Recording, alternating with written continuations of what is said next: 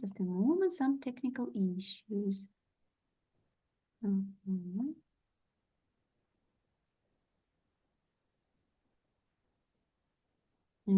Yes, right. And I would like today to turn to a fabulous story, The Lake by Ray Bradbury, and to look at it through the prism of the theory of psyche development.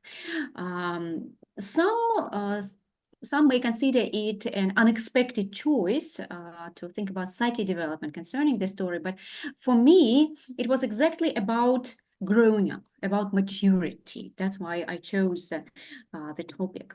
A few words about Ray Bradbury. I have to admit he is, I think, my favorite author because he has a unique skill of inviting us to experience the story, not just to read about some event, not really, but to experience it through our senses, through the visual sense, through the olfactory sense, auditory, tactile, gustatory even, and we feel so immersed in the story that we live through it, which is a unique experience. We know that Ray Bradbury worked in a variety of genres, sci-fi, thrillers, detective stories, different realism as well, and wrote every day. He actually told us this. He wrote every day during his long life.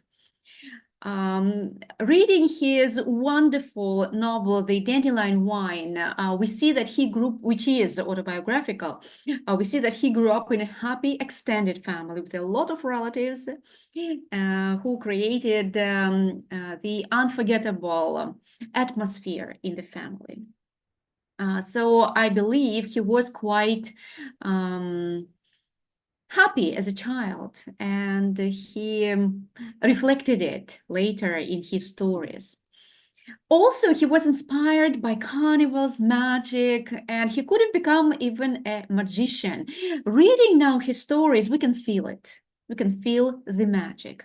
In this story, The Lake, we can see the lake being some unfathomable, mysterious element, or I think a personage even, a personage in the story, a character in the story that takes and gives, you know, it's like a wave of life, you know. So, and there is magic there, Ray Bradbury tells us that he graduated from the library when he was 28 years old, which means he never attended college. Reading his books, however, we can see how educated he was, how well-versed in all the subjects and all the topics that he was writing about. And he also was sharing this piece of information about his writing. My stories run up and bite me in the leg. I respond by writing them down. Everything that goes on during the bite. Well, it's quite a metaphor, quite a vivid, evocative metaphor that helps us understand that this is something that was part of his being, even. Being. So it's part of him. So that's why he wrote every day during his life. And the story under analysis today, The Lake, was written very early in his life. In 1942, and knowing that he was born in 1920, we see that, well, he was only 22 when he wrote the story. Still, we can notice the pen of genius, so to say, because the imagery is unique and the ideas are so profound and really captivate, well, any reader, be it a youngster or a person of mature age. And now I would like to ask you, what do you think of the story? I suggest that we think about the themes, what role the lake plays in the story. Another topic to touch upon is about the girl that drowned, Tally. And maybe we can start with just a few events that constitute the plot of the story. So how would you present the plot? What has actually happened?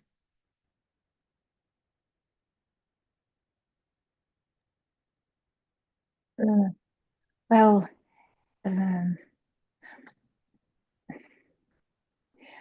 it's very interesting. I guess it's something like dialogue between the boy, the main character, and this girl, Tali. It was something like conversation between them, but it was it was elongated to 10 years because he asked her to finish the castle made from sand, and when he returned to that place, he found her part of castle and tried to finish it, to make it the whole, and then he left. So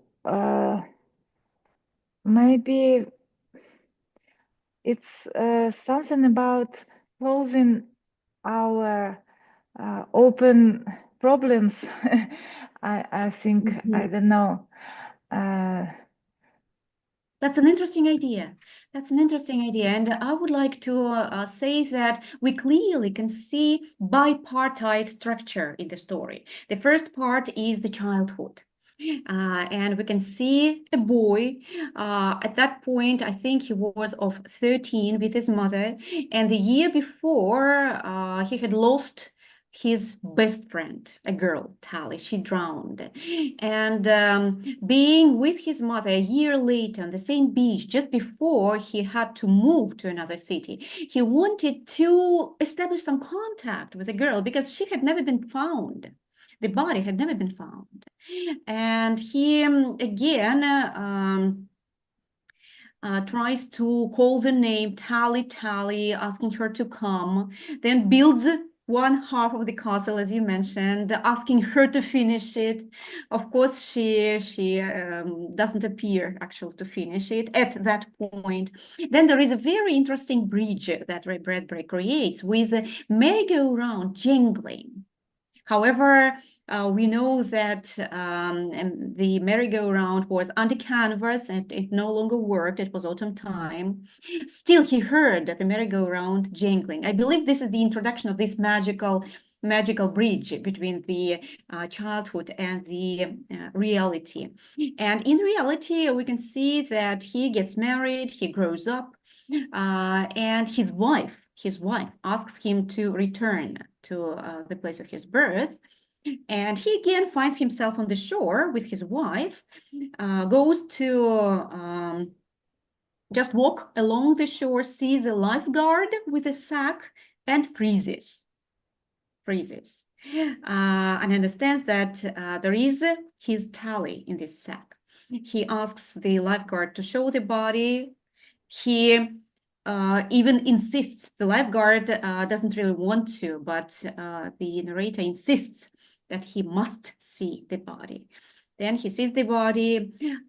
Accidentally, there is a half-built castle on the shore. He says, well, I will help you build the castle. He builds the castle and returns to his wife. So this is such a fascinating, yes, such a fascinating story.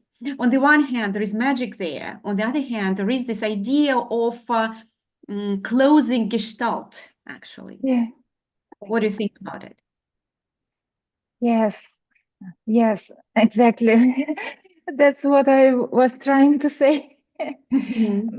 But it's such an unbelievable story because it can't happen accidentally, that exactly at the same time when they visiting this beach, there was a safeguard with his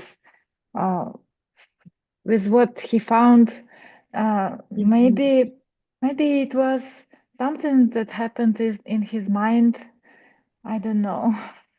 We never know. We can never know. We can never And know. Yeah. and This is what there is, the author, what Bradbury presents in the story.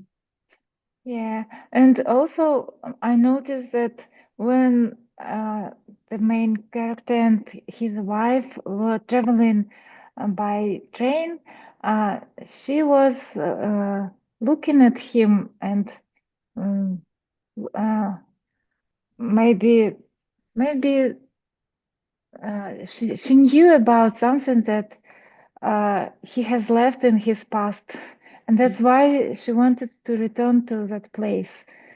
Maybe.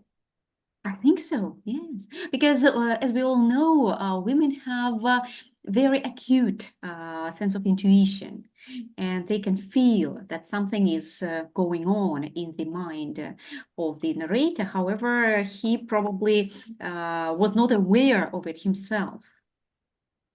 Because there is a line, he thought he loved Margaret. Yes, He loved. But when he was describing the scene, the final scene with looking at the dead body of Tally, he repeated twice that I loved her. I really loved her. So it was actually so strong. The feeling was so strong in his heart that even seeing the dead body, he actually has this feeling. Yeah, and I guess he saw that she's still young and beautiful. I guess it's also Beauty was not controversial. mentioned, actually. Beauty was not mentioned. Not mentioned. Okay. Just young, yes. Young with blonde hair. Blonde hair was mentioned as well, but there was no anything about beauty. It's difficult to see that some old dead body is young. I guess maybe it was his view, not with eyes, but his inside view. Mind's eye. We can say his Mind's eye. Yes, mind's eye. Mhm. And what about his wife? Uh, did he change his feelings to her? I don't know.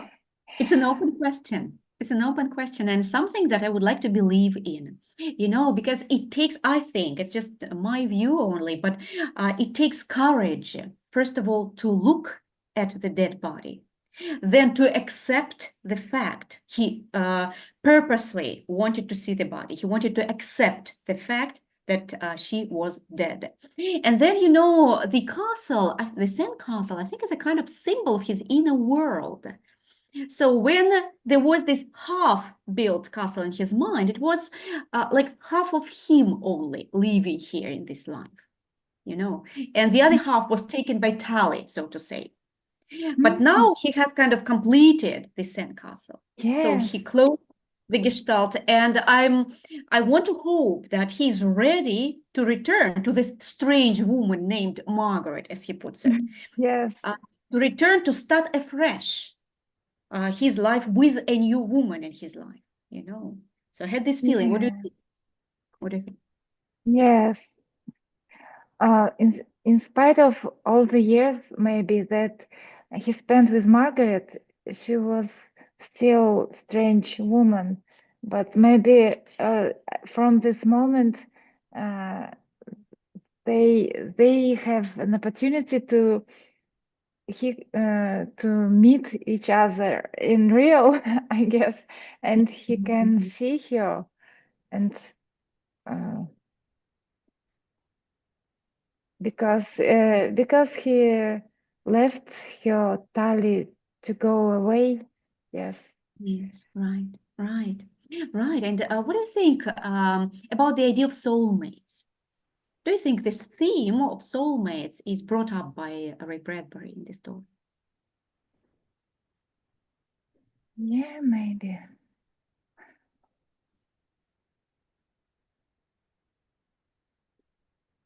soulmate with your girlfriend Tali. Yes. Mhm. Yes.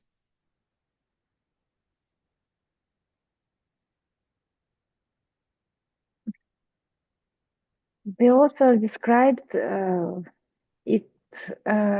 Yeah, that he was missing her. He described it very, very brightly. Yes. A I very guess. vivid description, very vividly. Yes, I agree. Yes, and he also, when he went to inside the water up to half, he saw that he was divided into two parts. The one Mhm. was elegant and was dissolving in water, and another part is maybe another part was not the whole. So Mhm. and that elegant part was his part associated with Tali, maybe, and she was in lake. Yes, exactly. And it's interesting that the idea of soulmate makes us think that very often people, even if they have a soulmate and they by accident lose the soulmate in life, they kind of continue to attach happiness, their happiness, to this person. So, but life teaches us something different, right? Teaches us to find happiness inside, trying to reach this unity with the world. And I think the story tells us how we can do it, reaching out to our past, finding this, issue, and then healing. What do you say?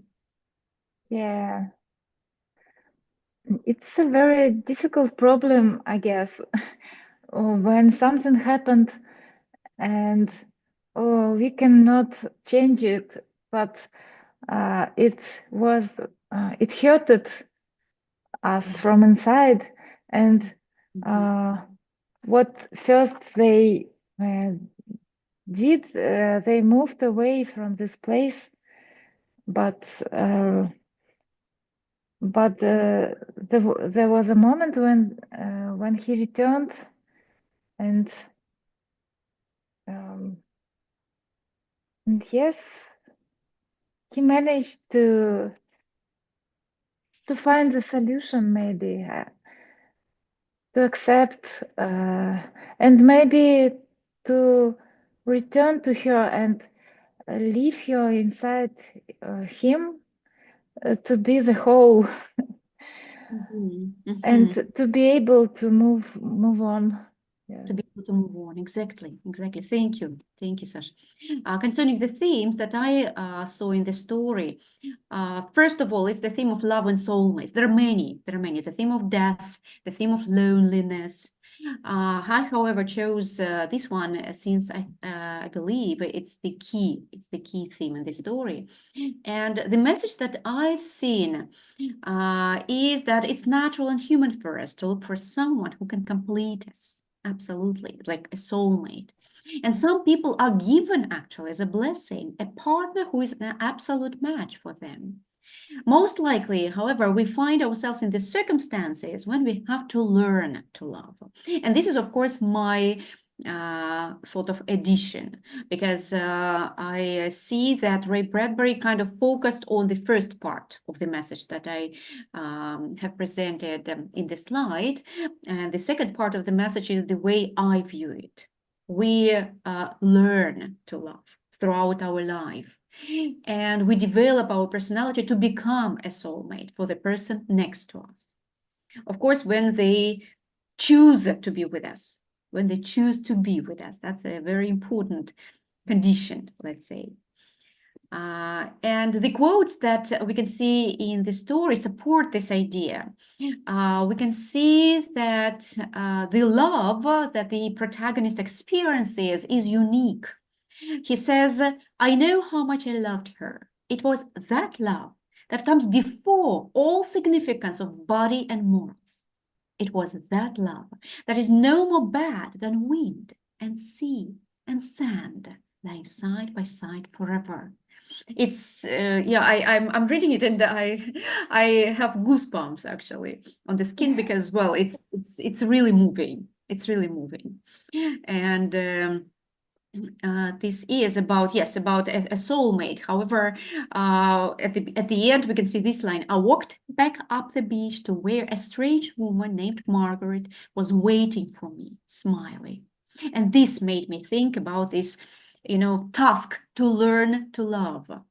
To learn to love, because the protagonist knows that he thought he loved Margaret. So there is this wish, at least, to be together with this woman. And I do hope that he will be able to learn to do it. Well, and as I mentioned... Excuse me, yes? may I add a bit? You're welcome.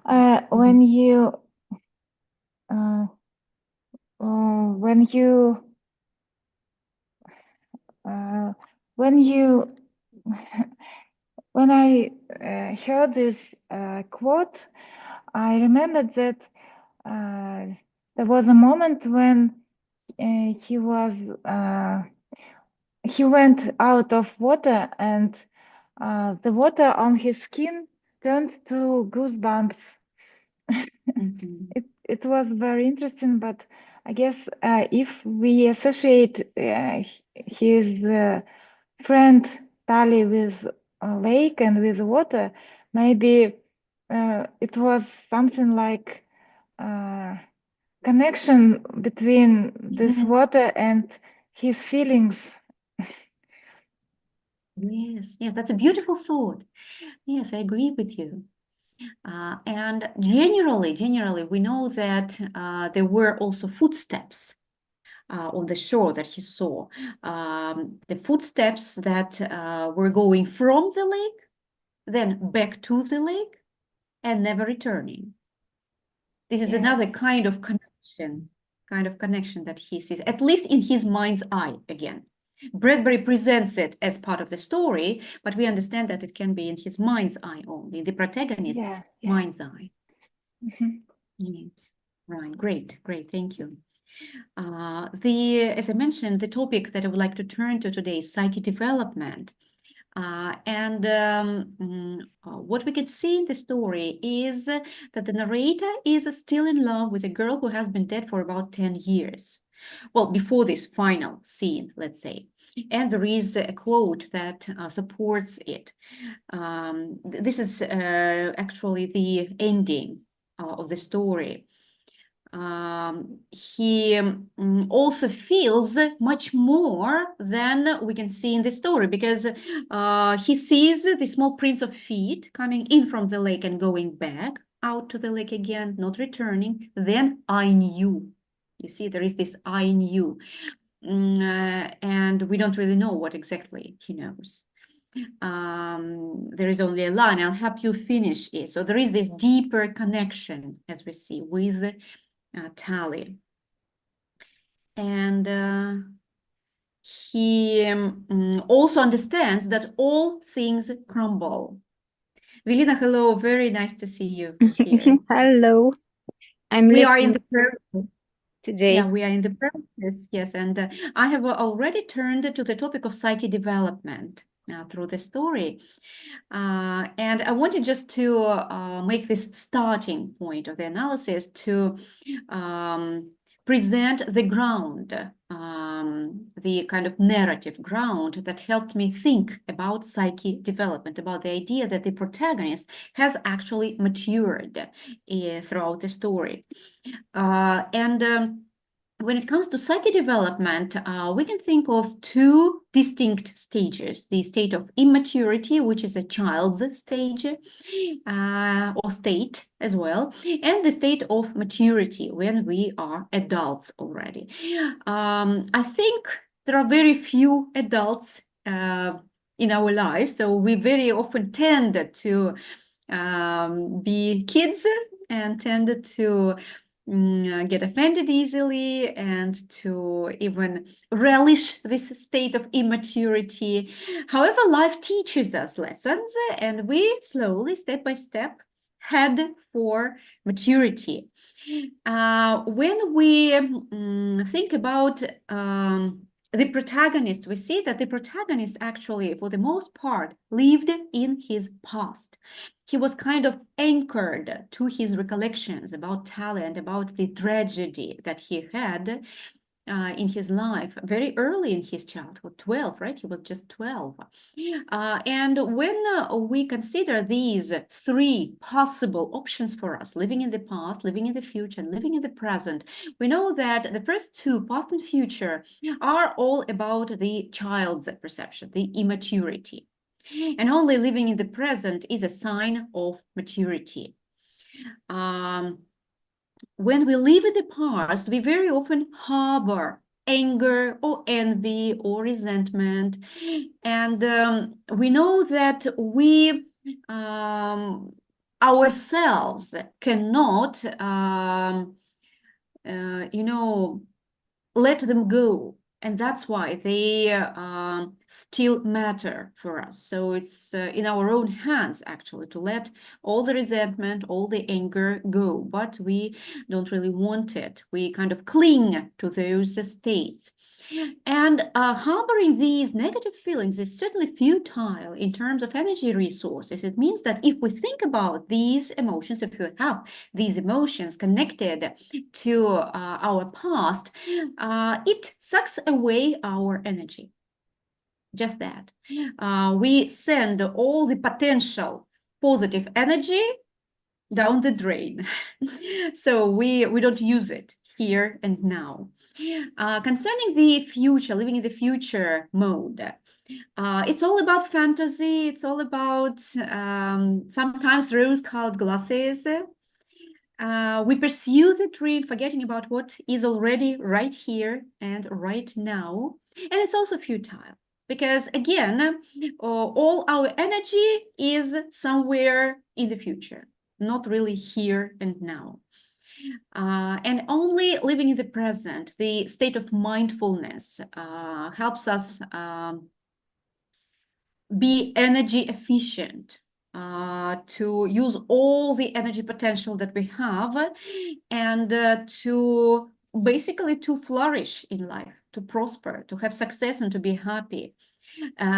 When we live in the present, we are aware of what is going on right now in terms of feelings and needs.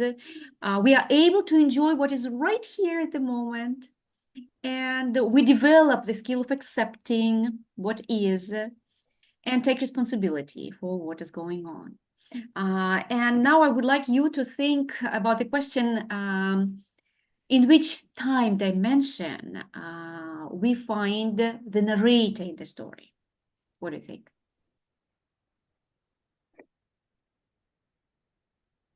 I guess there were no description about his real life, his life when he was adult, whether he remembered often about what happened in his childhood or not, maybe, but we can guess that he returned often to that moment because it had a strong influence on him still in 10 years. So maybe and also the first part was described in very bright colors, I guess, with and we could connect to what he felt in that time, and that's why maybe he was living in his past, and but maybe actually there were some words about how he was studying, being student, and I guess maybe his time was not very was not full of a great of joy, or maybe events or something that he could be happy about, and it was just about something like colorless life, maybe. And that's why I think he was living in the past, I think. Yes, I would agree. We can see that the whole story is based upon it. The idea of experiencing some tragedy, then attaching his happiness to the girl, but also the resolution, which is a sign of maturity, the resolution to look at the dead body, to look at the corpse, to accept this fact, and then move on, right? I think that this is actually a sign of maturity. Avelina, what do you think? If it's I don't read this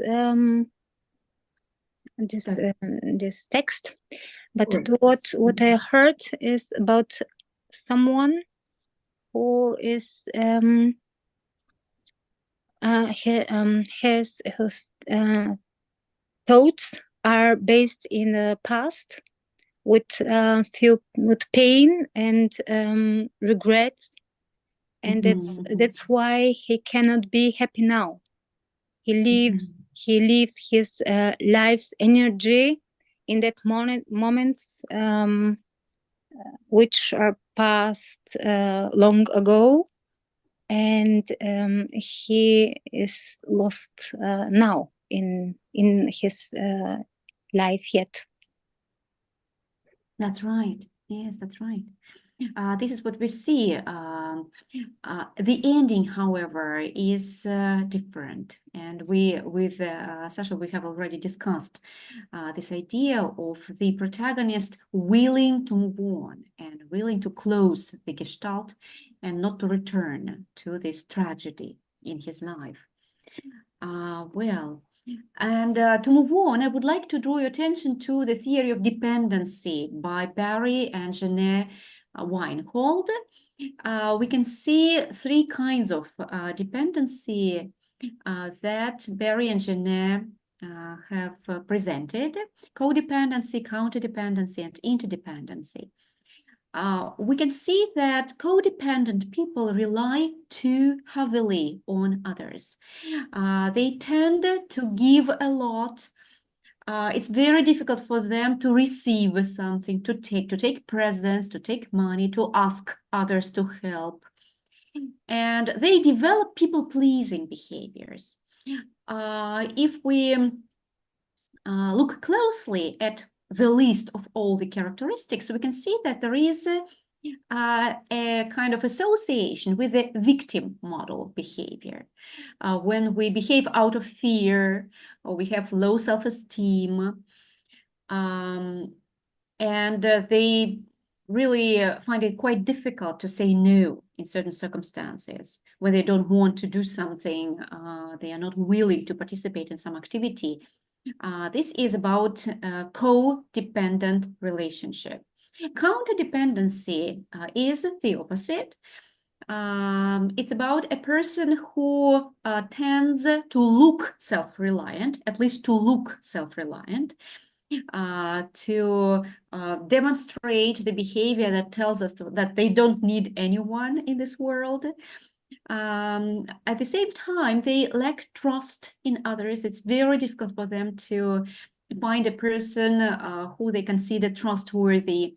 They have a difficulty relaxing, and very often we can observe great businessmen having this particular dependency because they tend to be workaholics. They work on and on and on, and they cannot think of their life beyond this kind of work facilities. They also fear intimacy. They really want to have connection. They crave connection, but they kind of feel ashamed that they need this connection.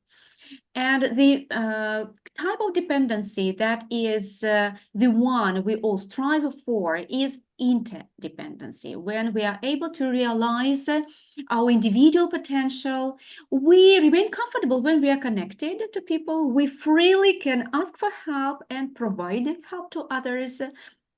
There is this healthy amount of give and take, and we are able to set reasonable boundaries.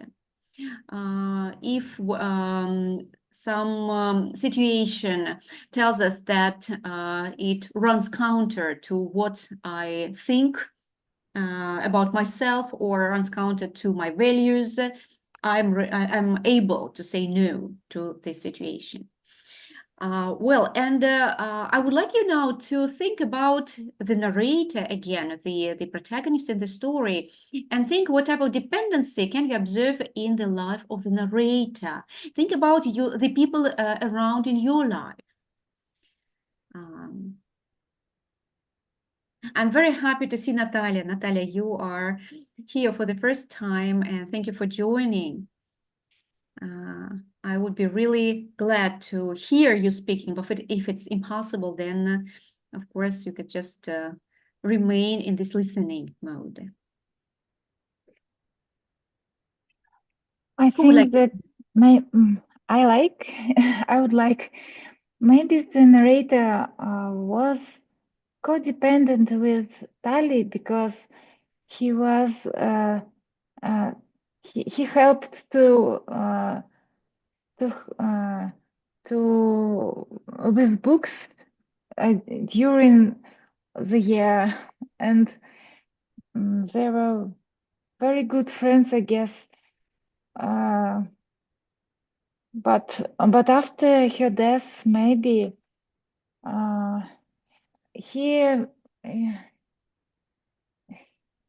it was a difficult moment for him, and it was hard for him to meet this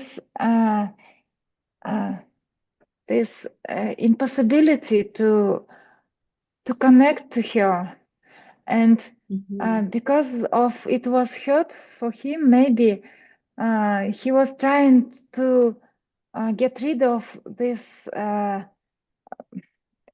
his needs of somebody, I guess.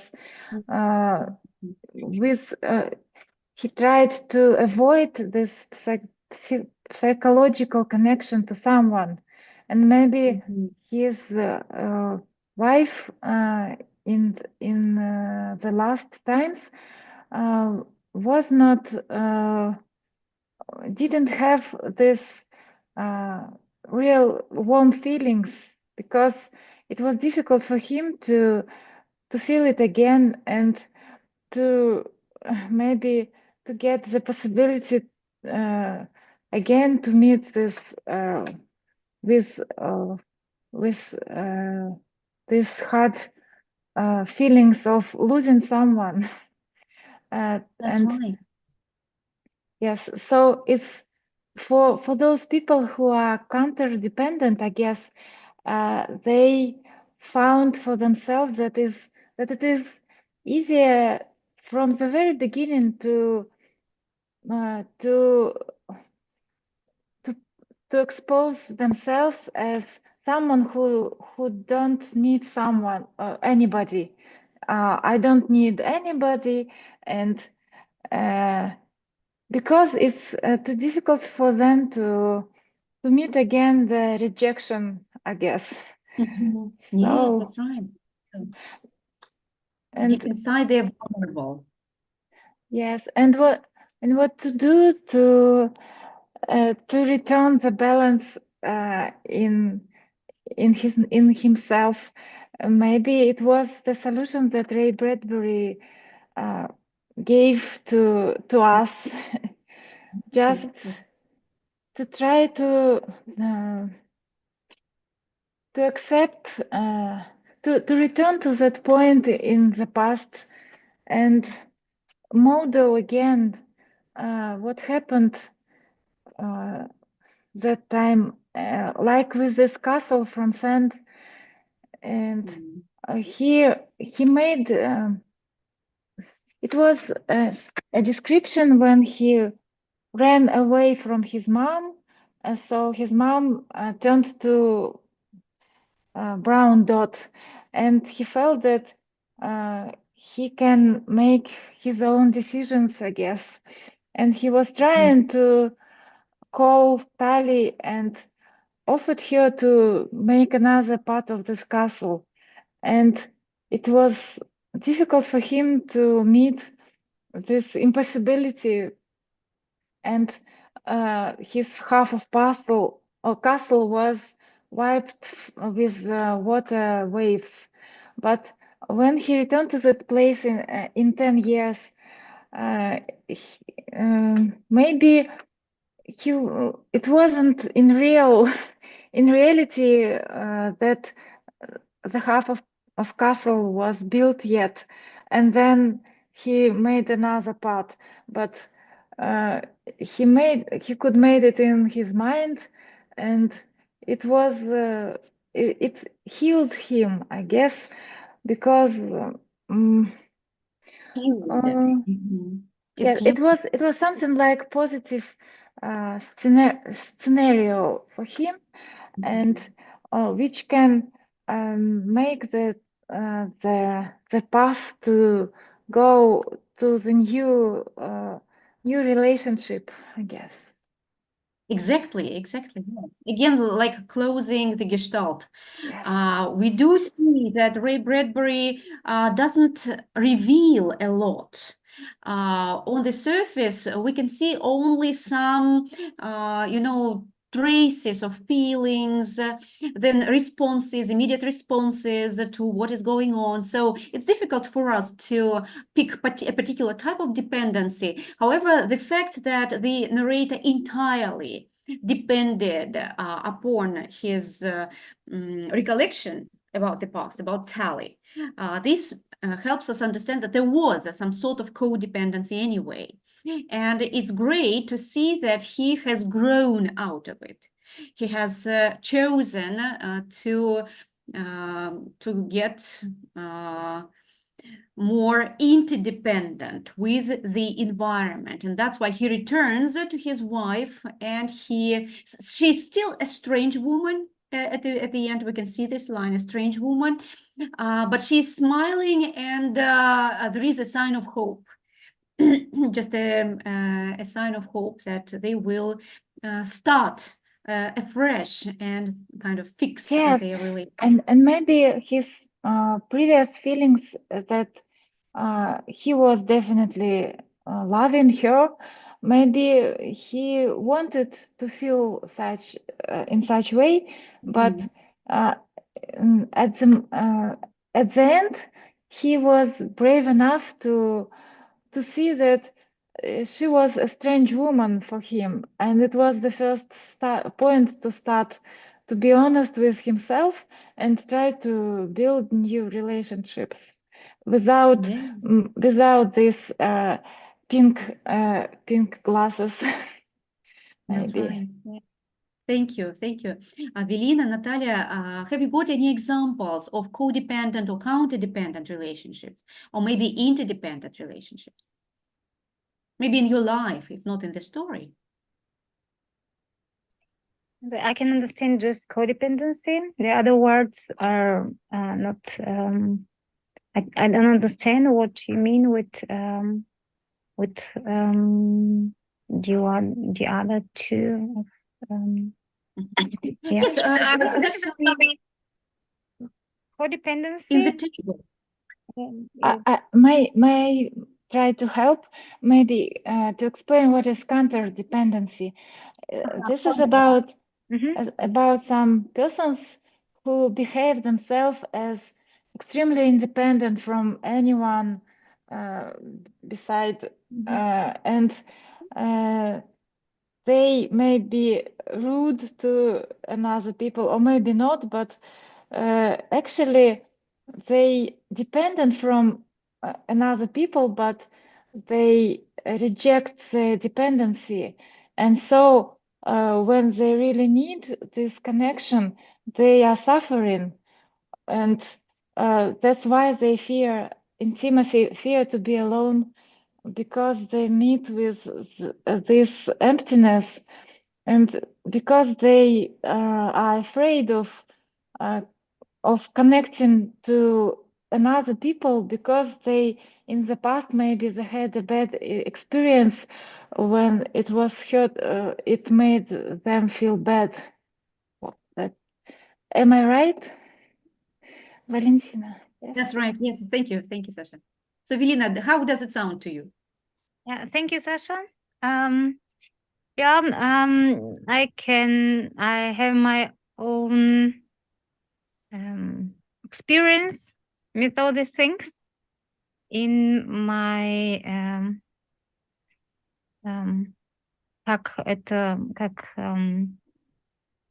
в сожительстве с мужем, как это?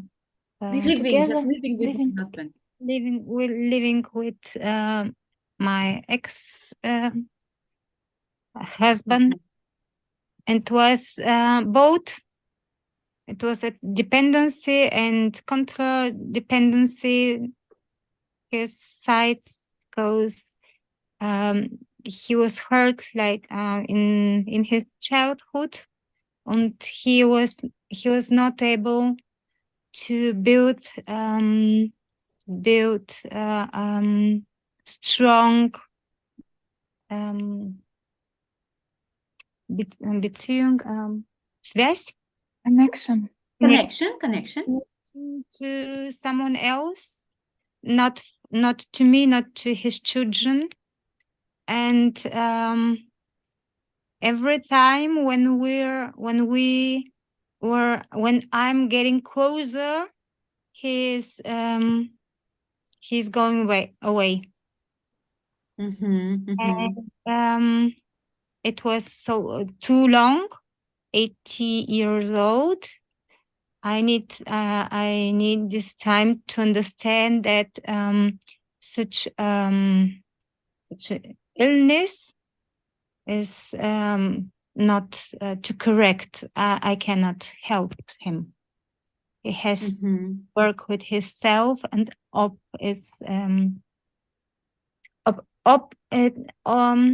if it is possible to make it better. I don't know if is it possible or not. It is a painful experience. It is really a painful experience. It's one side. С одной стороны, on the one hand, it's painful experience. On the other, it's really present, because I'm growing in this pain, and I can help other people and my daughters to not get in such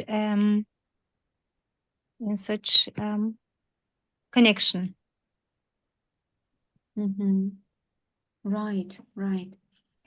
Do you think it's possible to develop interdependency? This is the term that helps us understand the idea of mindfulness, when we may be dependent on others, but we may also understand ourselves as separate from others. We know our value, we know our needs, we are in contact with our emotions.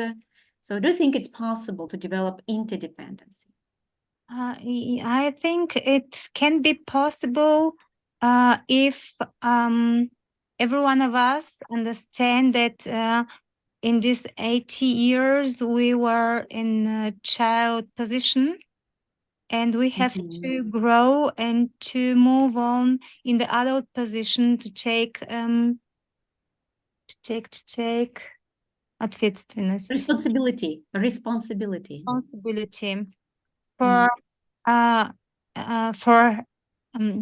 На первое место this is to bring something to the fore. There is an expression to bring something to the fore. To the fore – это выдвинуть вперед как раз. To bring to the fore. Everyone has to bring to the fore his wish to get adult, to work on himself, to understand who I am, where I'm from, and where I am going in this life, and to understand what is the sin. And from that position, we can connect other way. We can see the other person like universe, like something which is wonderful in himself, and it's enough, and it's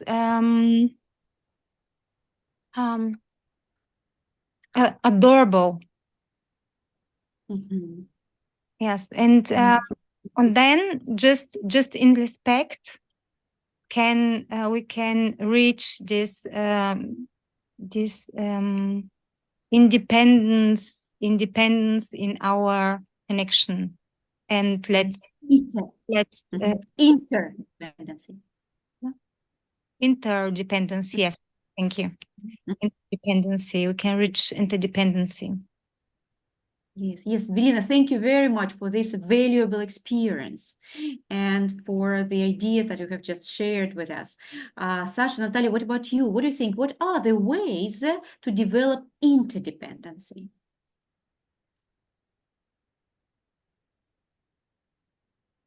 I think that it is not possible. It is not possible to switch to another state just by clicking something, because those interdependent persons, people actually don't know how to build these connections, maybe because they rejected it, and at the moment they don't know what to do. And what can help is, I guess, to do something, to make some actions together with another people, just not to focus to their problems, but to do the real project which needs to be done. But and doesn't matter what you think and what you and what is your status, but you can make a small team and act together, and then receive this feeling of supporting each other.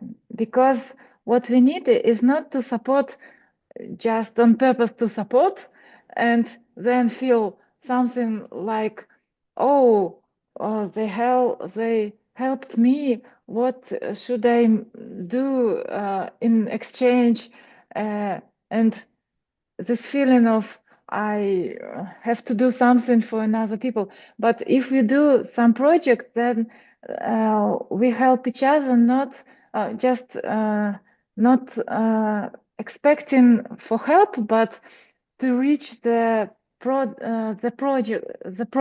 of our work.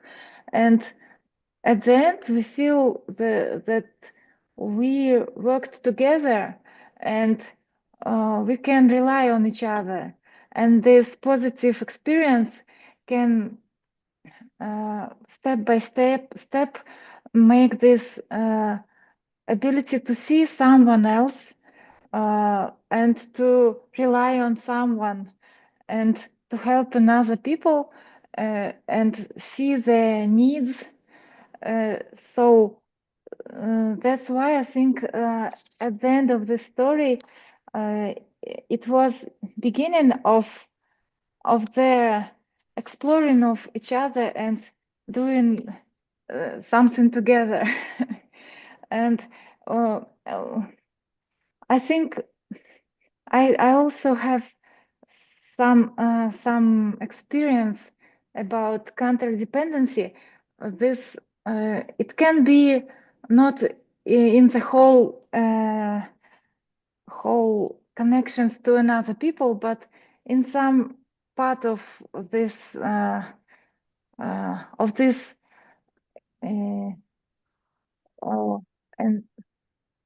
interaction with people in some discipline in some way, I guess. So and the way is to find what to do together, just because nobody can tell me what to do. We need to explore by ourselves what we feel and how to and what to do. It's a bit complicated for me to formulate. You've done great. And you have shared with us two great ideas. One of the ideas is that you cannot become interdependent just with a snap of our fingers. You cannot, because this is a way, and this is just one great idea. And the other great idea is that in a person's life, we actually can be in one of these states with different people. With some people, we can behave having counterdependency. With some other people, we can behave having codependency. And in some spheres of life, we can actually see that we can be interdependent, right? So it's not as black and white as it can seem at first sight, or as we want to believe at first sight. And the goal, I believe, is to develop interdependent relationship with others, with others in many spheres of our life, maybe in all spheres of our life. So I think this would... And also, I think that as we are social, I guess, human is a social animal, I guess, something like this. And because we are not as strong as some animals, we are weak, we need warm and light and to drink and to eat and so on. But if we unite with other people, then we can change our surrounding and transform it to be comfort to us, but we are dependent from another people, and this is from our nature of human people, because we can survive only being dependent from another people. So we need to accept this dependency and to see another people just to reach to make the common goals and which are good to me and to another people, and to reach these goals. So it's not, we don't need to be independent from each other. Staying together is vital. It's Yes. vital. It's part of our life, part of what sustains life. Yes, I love this idea. Thank you, Sasha, for this idea. Well, and I would like to go through some points that I have chosen. These are not actually tips, just ideas, what we can do to become more interdependent. And of course, it is directly linked to what you have mentioned earlier, and to developing mindfulness generally. And the first point here is think of yourself as of the author of your own life, making the choices you need. So it's about, getting over codependency, actually, and focusing on yourself. Then turn to others for support, for inspiration, since it is through other people that energy is streaming into our life. Other people are our mirrors as well as supporters. So this is, Sasha, what you were talking about. Establish healthier patterns of behavior with the closest through gratitude. We know that gratitude can work miracles, wonders, and we all resort to gratitude when we want to repair the relationship, to fix the relationships that we have in life. Learn to notice your feelings, let them be, and opt for a better version of yourself. And this is, yes, again, about the contact with your deeper self and understanding your values in life. What is this better version of yourself? May I comment a bit? Yes, yes, you're welcome. The first and the last states, I think I agree, absolutely agree with them, and I think that if I want to build a relationship with another people, then first I need to learn how to feel my needs, to know my needs, and if I not reject my feelings and what I need, then I have a possibility to see what other people feel, what they need, and it is not possible to see another people with their needs if I reject my needs. Because if I don't want to feel, then how can I be able to feel what another people feel? Yes. That's right. Thank you. Thank you. Yes. Velina, Natalia, would you like to comment on this slide? Yes, I would like to. Yeah, I'm agreeing with all what you said, and I would like to say that we need energy, but to be positive, and we have to understand that we are not this body in this life. We are spirit, we are soul, and the energy which we have for this life, for the positivity which we bring in the material life, comes from upstairs, and this connection has to be found, new both for everyone, for us, because institutions like the church and so on, they kept answer our connections with the more upside, and we are more in feelings like как это вина, Guilt. guilt, and we are not enough, and we are small, and we are weak. That's not true. That's not. That's why coming вниз зашли. Как это вниз зашли? Ну, зашли к нам вниз зашли, низ зашли. Низ зашли, да? You mean kind of descended, descend. Come down, or descend. Descended masters like Jesus, Moses, like Muhammad and others to как это напомнить? Как это напомнить? Remind us who we are actually, that we are not this body, and that we cannot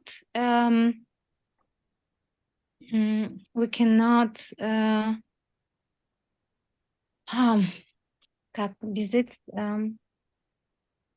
притяжать, мы не можем Attract, притягивать, attract. мы не можем, чтобы оно было наше, вот материя, чтобы она принадлежала нам. Possess. We can possess it. We cannot possess anything material because because everything belongs to the Schöpfer, Творец. Creator, to the creator. Everything belongs to the creator. Each part of energy, each atom belongs to the creator, and it's his energy. It cannot belong to us, and we have to be aware about the divineness from this world. Divinity of the world. And divinity for ourselves and our body. And to understand, then we are not твердые. Solid. We are not solid. We are just space. When we're thinking about this atom, how it looks like, just ядро. Nucleus. Or core and electrons maybe were surrounded. We're just space. We're swinging space, and we're we have как милость. Mercy, as mercy. We have the mercy from the creator to sound, and with the sound we can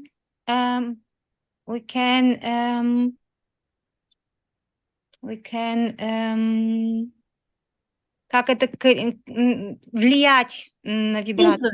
Influence this swinging, and why our feelings make us feel different. When we are happy, we sound other way in a space. We are swing on other way. When we are vibrate, maybe you mean vibrate in a different way, right? We vibrate in a different way. Yes, in higher way. And when we are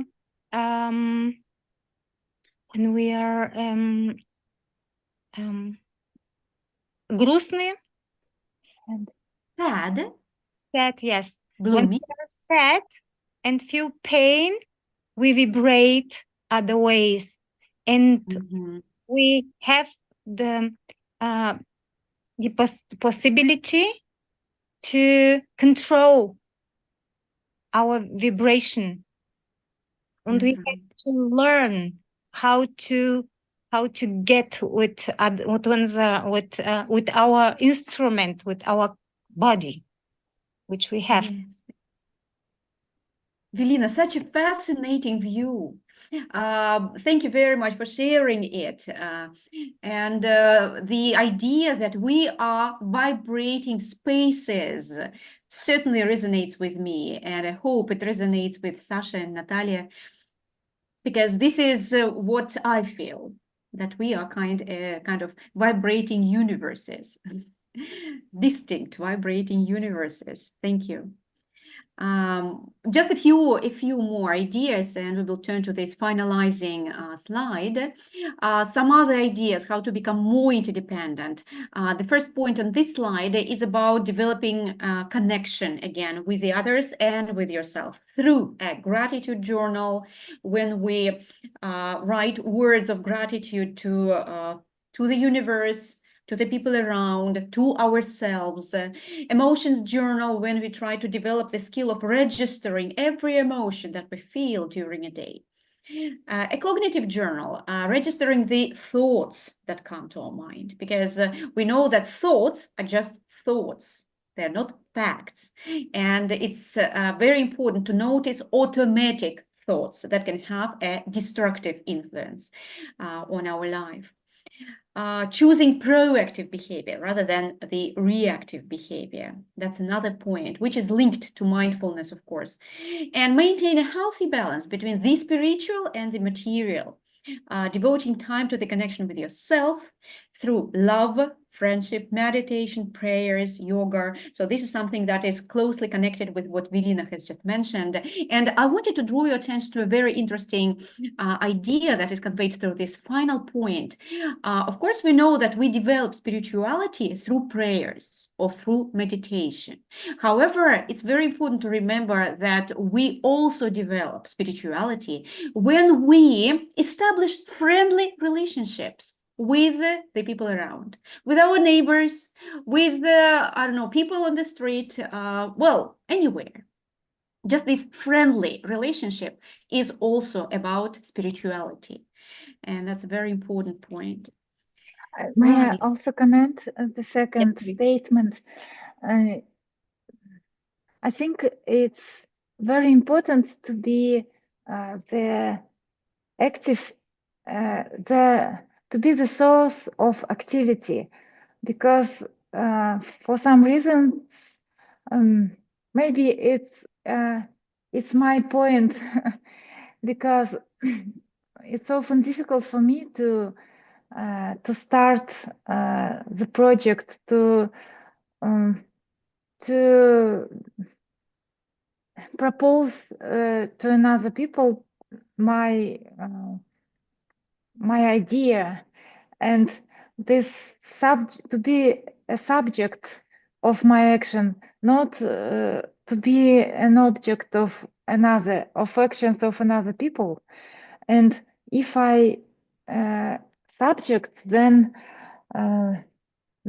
it's my possibility to open my feelings to the world, to another people, and to receive the answer, and to make them possibility to see what I am.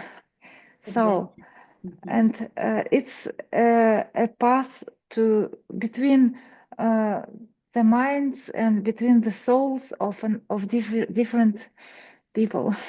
That's true. That's true. Exactly. How beautifully put. Thank you. And I would like to finish today's meeting with the quote that belongs to Seneca, to the ancient scholar. And he says that true happiness is to enjoy the present without anxious dependence upon the future. So it's more about the story rather than about the mindfulness or about the interdependency that we have been discussing now. But I think it rings true anyway, to enjoy the present. And this is actually also about mindfulness. If we live in the present, if we are able to enjoy the present, then we are aware of what is going on right now and right here. We are aware of our feelings, of our thoughts, and we can control actually those feelings and thoughts. Yes, thank you very much for today's interaction. That was a fascinating interaction, really. And I would like now to ask you to tell me what was actually important for you today.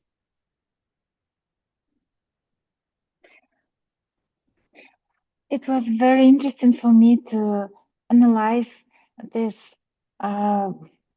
codependence, dependence, counterdependence, and interdependence. And I think it's very helpful to discuss the